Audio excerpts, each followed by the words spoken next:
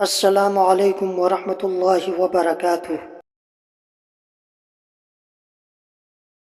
بسم اللہ الرحمن الرحیم۔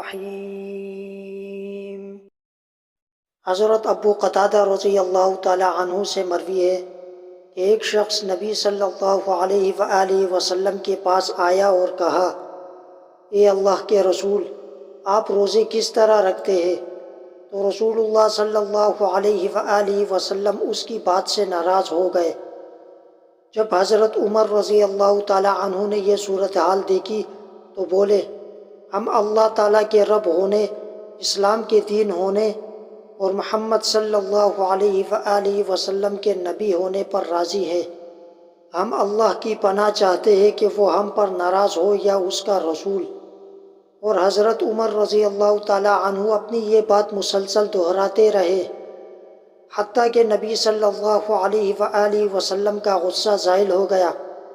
پھر حضرت عمر رضی اللہ تعالی عنہ نے کہا، اے اللہ کے رسول، وہ آدمی کیسا ہے جو ہمیشہ ہی روزے سے رہتا ہو؟ آپ نے فرمایا، اس نے روزہ رکھا نہ افطار کیا۔ حضرت عمر رضی اللہ تعالی عنہ نے کہا، اے اللہ کے رسول، وہ آدمی کیسا ہے جو 2 دن روزے رکھے اور 1 دن افطار کرے؟ آپ نے فرمایا، کیا بھلا کسی کو اس کی طاقت بھی ہے؟ حضرت عمر رضی اللہ تعالی عنہ نے کہا، اے اللہ کے رسول، اور وہ آدمی کیسا ہے جو 1 دن روزہ رکھے اور 1 دن افطار کرے؟ آپ نے فرمایا، یہ حضرت داؤد علیہ السلام کا روزہ ہے۔ انہوں نے کہا، اے اللہ کے رسول، اور وہ آدمی کیسا ہے جو 1 دن روزہ رکھے اور 2 دن افطار کرے؟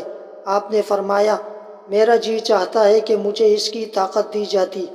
پھر رسول اللہ صلی اللہ علیہ وآلہ وسلم نے فرمایا، 3 دن ہر مہینے میں اور رمضان سے رمضان تک ہر رمضان میں پورے روزے رکھنا، یہی صیام الدہر ہے، سدا روزے سے رہنا۔